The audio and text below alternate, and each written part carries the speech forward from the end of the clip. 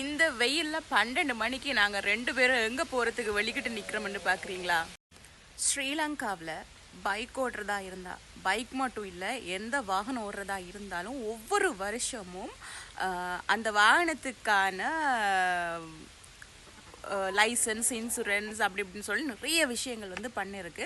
So வாங்க அது எப்படி பண்ண போகிறோம், என்னென்னலாம் பண்ண இருக்குது அப்படின்றத சொல்லி பார்ப்போம் இந்த வீடியோவில் முழுசாக பாருங்கள் ஃப்ரெண்ட்ஸ். உங்களுக்காக ரொம்ப கஷ்டப்பட்டு ரிஸ்கெல்லாம் எடுத்து தான் இந்த வீடியோவை நான் வந்து ஷூட் பண்ணுறேன்.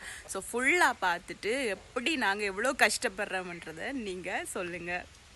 நாங்கள் எவ்வளோ கஷ்டப்படுறோன்றதை பாருங்கள், ஃபுல்லாக இந்த வீடியோ பாருங்கள். ப்ளீஸ் சப்போர்ட் பண்ணுங்கள் வீடியோவுக்கு. இப்போ நாங்கள் 2 பேருமே வெளிக்கிட்டு தயாராகிட்டோம்.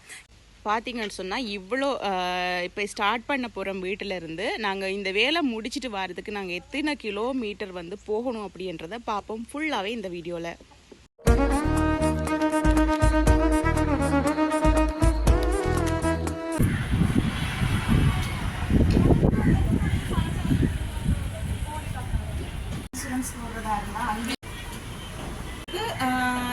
थर्ड पार्टी इंश्योरेंस इतना ही दिया नहीं ओन एक थर्ड पार्टी ओन எந்த விதமான தேர்ட் பார்ட்டி இன்சூரன்ஸ் எடுக்கிறீங்கனாலும் நீங்கள் அங்கே இங்கே இன்சூரன்ஸுக்கெல்லாம் போக வேண்டிய அவசியம் கிடையாது. எந்த போஸ்ட் ஆஃபீஸ்லேயும் நீங்கள் வந்து தேர்ட் பார்ட்டி இன்சூரன்ஸ் வந்து எடுத்துக்கொள்ளலாம். 659 ரூபா, கிட்டத்தட்ட 700 ரூபான்னு வைங்களேன். அப்போ உங்களுக்கு 700 ரூபா தான் முடியும் அவங்களுடைய தேர்ட் பார்ட்டி இன்சூரன்ஸுக்கு. போஸ்ட் ஆஃபீஸுக்கு வந்திருக்கேன் நான் வந்து என்னுடைய பைக்குக்கான தேர்ட் பார்ட்டி இன்சூரன்ஸ் வந்து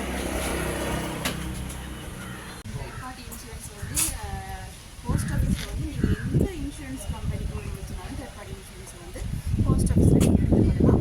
இப்போ நான் எடுத்துருக்கிறது வந்து பார்த்தீங்கன்னு சொன்னால் இது வந்து ஸ்ரீலங்கா இன்சூரன்ஸ் வந்து எனக்கு கொடுத்துருக்காங்க சர்டிஃபை பண்ணி. இது வந்து 1 இயர் வந்து வேலிட் இருந்தாலும் உங்களுக்கு கார்டு வந்து வீட்டில் போஸ்ட்லேயே வரும் அப்படின்னு சொல்கிறாங்க.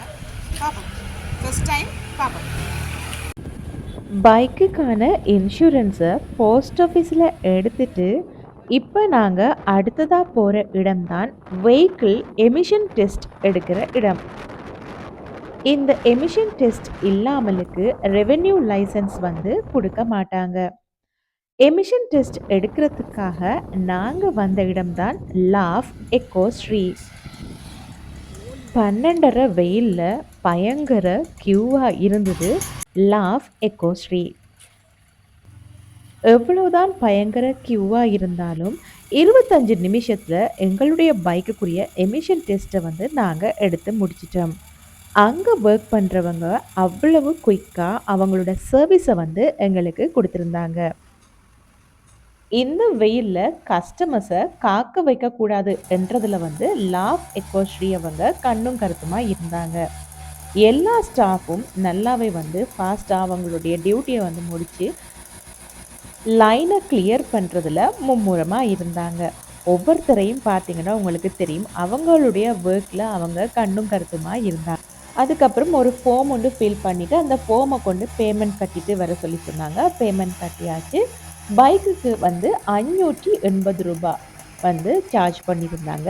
காசையும் கட்டி எடுத்துட்டோம். ஓகே, என்னுடைய பைக்கை வந்து செக் பண்ணும் பொழுது என்னால் எடுக்க முடியாமல் போயிடுச்சு. பைக் வந்து டன் ஆகி வந்துருச்சிங்க. இப்போ அடுத்த வாகனங்கள் வந்திருக்கு. ஸோ இதை முடிச்சிட்டோம். இப்போ புகை செக் பண்ணி நாங்கள் எடுத்துட்டோம். இப்போ பைக்குக்குரிய எமிஷன் டெஸ்ட் வந்து நமக்கு கிடைச்சிருச்சு. இப்போ நாங்கள் அடுத்ததாக ரெவென்யூ லைசன்ஸ் எடுக்கிறதுக்கு போக போகிறோம். அப்படியே போகிற வழியில் கார்டன் நான் வளமையாக பூக்கண்டு வாங்குறாங்களையும் பார்த்தாச்சு. வடிவான பூ ஒன்று வித்துட்டு இருந்தாங்க. எவ்வளோ ஒன்று கேட்போம் அங்கே கீழே. ஐயோ அடுக்கறன்னத ஐயோ 150 ரூபா சொல்லி எனக்காக 140 ரூபா குறைச்சி தராராம். 10 ரூபா குறைச்சி தராராம் எனக்காக. பாப்பா அவர்கிட்ட என்னென்ன மரங்கள்லாம் இருக்குன்னு சொன்னால் பார்த்தா பூ மரத்தை பார்த்தாலே நின்ற தோணுச்சு நமக்கு. வாங்க இறங்குங்க. உங்களுக்கு ரெட்டும் ஆரஞ்சுமா இறங்குங்க. ரெடி எல்லோவுமா. ஸோ இதில் வந்து கற்பூர பூ நிற்கிது. இதை வந்து சிங்களத்தில் வந்து கப்பூர் அப்படின்னு சொல்லுவாங்க. கற்பூர பூ வடிவாக இருக்குல்ல, ஒயிட் கலர்ஸ். சமந்தா குட்டிக்கு இதுதான் வேணுமா? எனக்கு இதுதான் வேணும். பார்ப்போம், விலையை குறைச்சி கேட்டு பார்ப்போம். ஃப்ரெண்ட்ஸ் எவ்வளோ அழகாக பான்சாய் வந்து பண்ணியிருக்காரு அங்கிள். கீயது அங்கிள் මේක මේක විකුණන්නේ அப்படியே அப்படியே செஞ்சுருக்காரு பார்த்தீங்களா போன்சாய். ஹெர்பல் ஐட்டம்ஸ் முக்குத் නැද්දංක?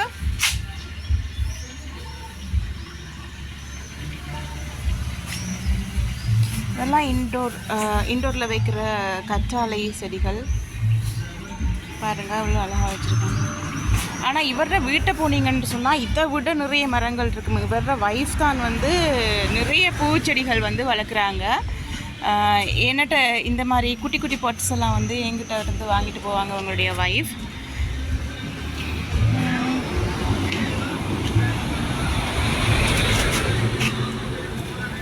மற்றது கத்தரி அதில் தான் இருக்குது. மிஞ்சி நிற்குது. अंकल මේක කීයද? මෙන්න මේවා 120යි. හා ඒකෙන් උත් එකක් දෙන්න අංකල්. 120 රූපා සෙලරි නේ අංකල්? බිරියානි වලට වගේ. මේ සෙලරිද නැත්නම් වෙන මොනවා හරිද? කියන්නේ මොකක්ද වෙනවා?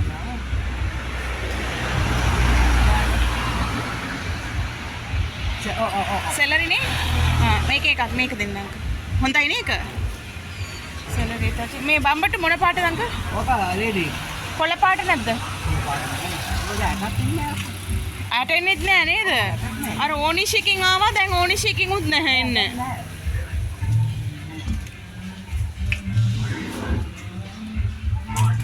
அதோட நான் எடுத்தது வந்து இந்த இதுவும் எடுத்திருக்கு.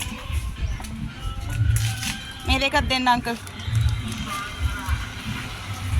இது ரெண்டும். ஸோ நாங்கள் எடுத்த மரங்கள் வந்து பார்த்திங்கன்னு சொன்னால், අංකල් මේක කීයද? මේකේ පැල 100යිද? ආන්ටිකින් මම 50 ගාණි ගන්න. ඔයා ගාව ගාන වැඩි. කඩේ වෙනයි. ආ? කඩේ වෙනයි. කඩේ වෙනයි. සෙලරියම ගෙදර තියනවද? නෑ, ඔය ගේන එක.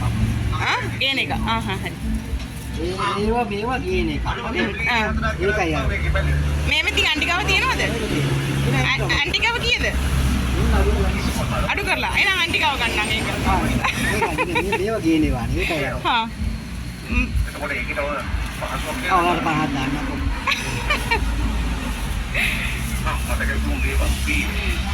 ආන්ටිට වාගෙට සොරඩ අපෝරගේ තාරට ටරක්. Thank you uncle. දැන් කීයද මේ ටිකට?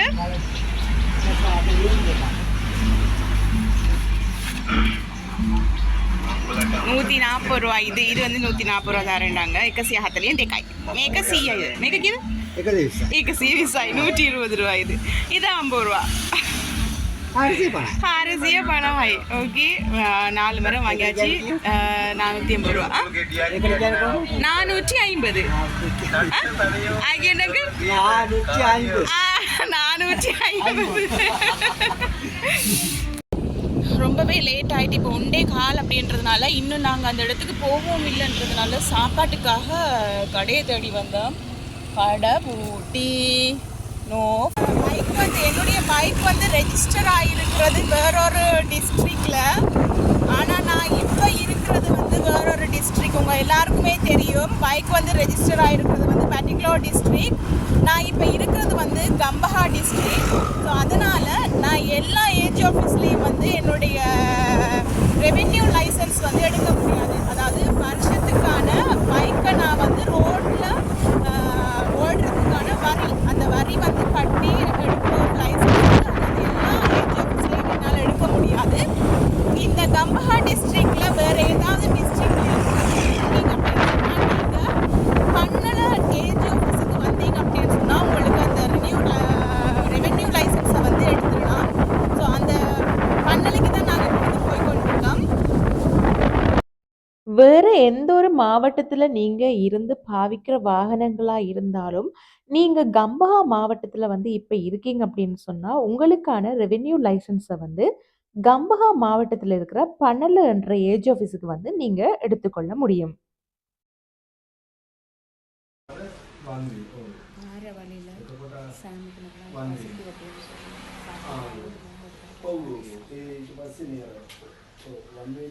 இன்றைக்கி ஃப்ரைடேன்றதுனால மரக்கறி சாப்பாடு, பப்படம், கேரட்டும் வெள்ளாரையும் போட்டு சம்பல், அதுக்கப்புறம் வந்து போஞ்சி பீன்ஸ் பருப்பு.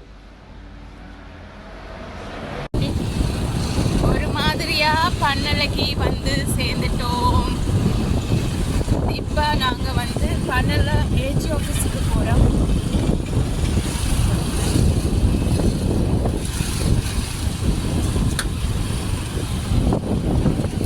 இடையில சாப்பிட்டு வந்ததுனால கொஞ்சம் லேட் ஆயிடுச்சு.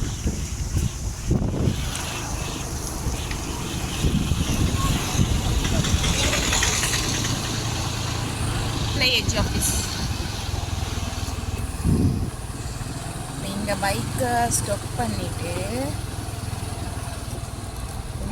போய் எடுத்துட்டு வருவோம். என்னெல்லாம் பார்த்து நிப்பாட்டும் என்ன வந்து கிடைக்கும்.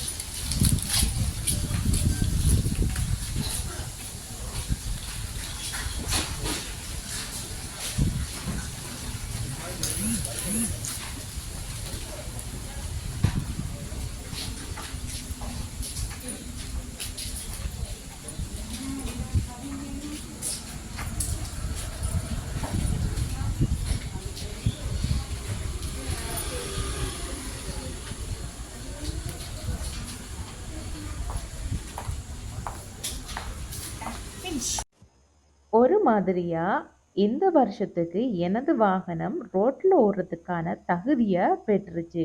மொத்தமாக நாங்கள் 55.6 கிலோமீட்டர் வந்து பயணத்தை மேற்கொண்டு இந்த எல்லா விஷயத்தையும் வந்து முடிச்சிட்டு வீட்டுக்கு வந்து சேர்ந்துருக்கோம்.